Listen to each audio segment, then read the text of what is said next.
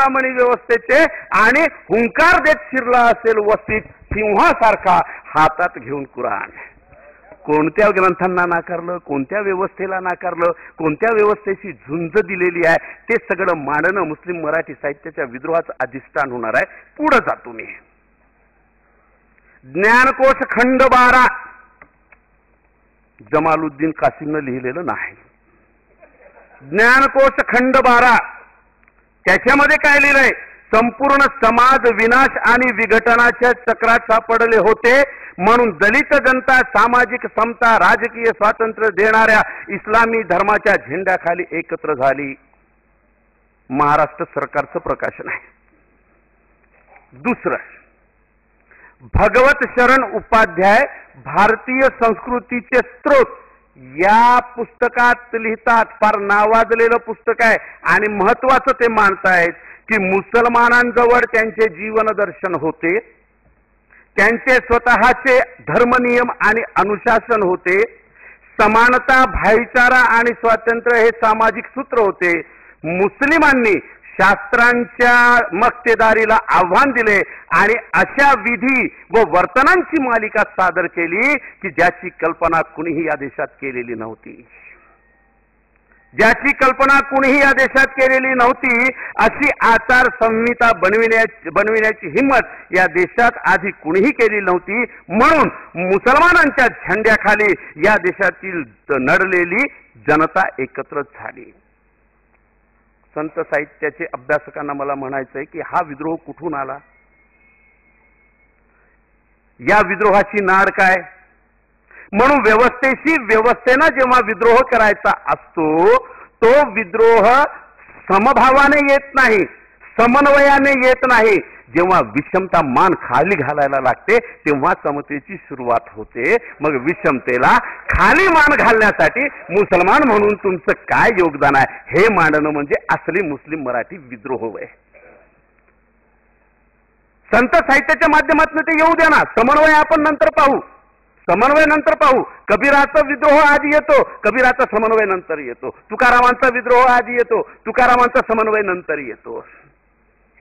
फरीदुद्दीन शकरगंजांना सलाम करून गुरु नानक गुरुस्थानी मांडून गुरुवाणीमध्ये त्यांच्या सगळ्या वाणीचा समावेश करतात. हा समन्वय नंतर आला. पण फरीदुद्दीन शकरगंजाचा ब्राह्मणी व्यवस्थेविरुद्धचा लढा अख्खे 4 ग्रंथ आहेत तो आधी येतो. म्हणून तुम्ही म्हणलात शिवाजी महाराजांचा उल्लेख केलात, मी तो पुढे जातो. मी तो मानतो मुस्लिम मराठी विद्रोह म्हणजे एसीच्या रूम मध्ये मस्त पेक घेऊन लिहित असलेला विद्रोह नाही. प्रत्येक मुस्लिम मराठी कवितेमध्ये, प्रत्येक मुस्लिम मराठी साहित्यामध्ये येणारा विद्रोह हा त्याच्या जीवनाशी एवढा निगडीत आहे की वाचत असताना किती समस्यांनी ग्रस्त असलेला मुसलमान हा असेल पटकन डोळ्यासमोर येतं. तर प्राथमिक शाळेमध्ये तुम्ही शिवाजी महाराजांचं उदाहरण दिलं.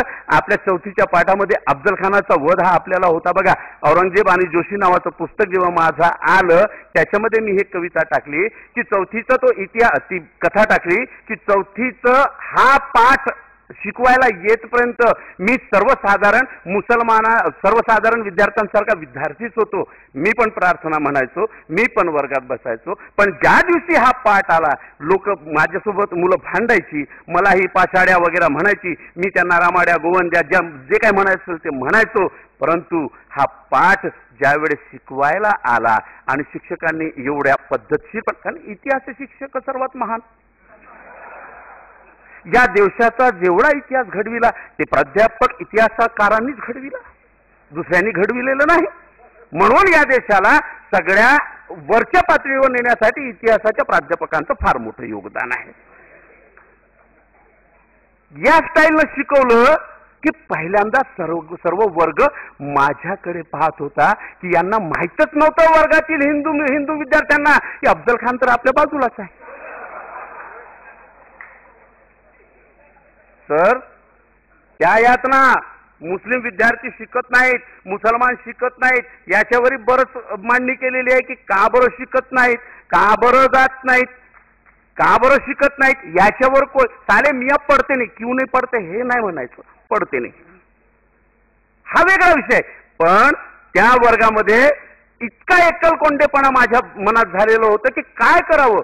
अफजल खानाचा प्रतिनिधी मी ठरलो आणि पहिल्यांदा शाळा सुटल्यानंतर झगडा झाला आणि पाचाड्याचा अफजल्या झाला. जावेद पाशाचा अफजला झाला. मी औरंगजेबाची औलाद ठरलो.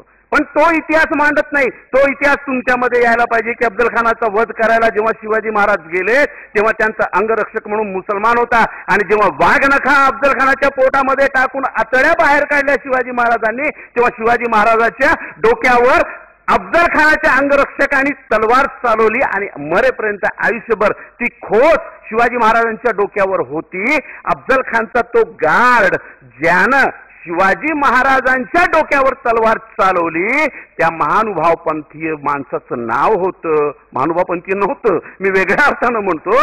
त्या महानुभावपंथीय माणसाचं नाव होतं कृष्णाजी भिकाजी कुलकर्णी. ये अल्लाह का करम है कि उस वक्त ये अल्लाह का करम है कि उस वक्त शिवाजी महाराज पे तलवार चलाने वाला जावेद पाशा या बेनूर नहीं था, तो कृष्णाजी भिकाजी कुलकर्णी होता.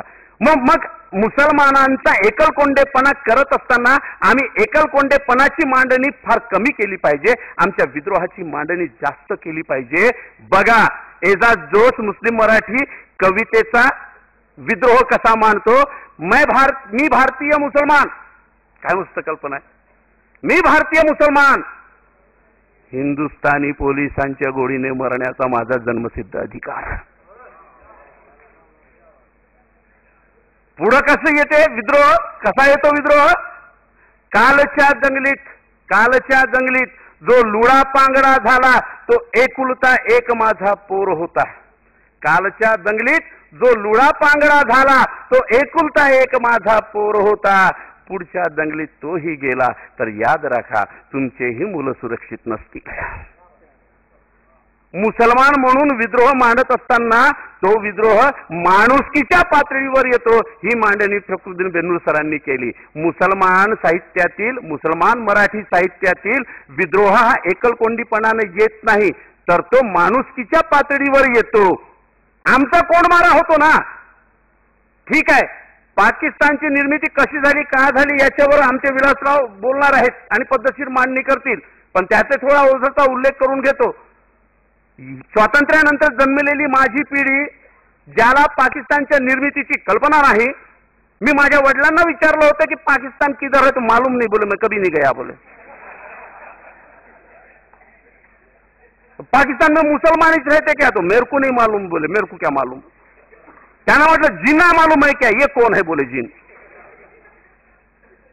पाकिस्तानच्या फाळणीनंतर राहिलेल्या मुसलमानातील 90% मुसलमानांजवळ शिक्षणच नव्हतं. त्यांची अवस्था एवढी खराब. पण सगळ्या मुसलमानांना पाकिस्तानच्या बहाण्यानं वेटीस धरलं. म्हणून लोहिया, डॉक्टर राम मनोहर लोहिया फाळणीचे गुन्हेगार मध्ये मानतात की देशाच्या फाळणीला मुसलमान फक्त 5% जबाबदार आहेत, 95% हिंदुत्ववादी राजकारण करणारे भारतातील नेते जबाबदार आहेत. ती मांडणी ती करतील. 1911 मध्ये जिथं हिंदू मुसलमानांच्या मतभेदाची वावटळ उठलेली नाही, स्वातंत्र्याचं युद्ध चाललेलं आहे, ब्रिटिशांच्या विरोधात युद्ध चाललेलं आहे, हिंदू मुसलमानांचं काही देणं घेणं नाही, त्यावेळेस लाला लजपतराय या देशाचे महान नेते लाला लजपतराय लाहोरवरून ट्रिब्युनल नावाचं साप्ताहिक निघत होतं. त्या साप्ताहिक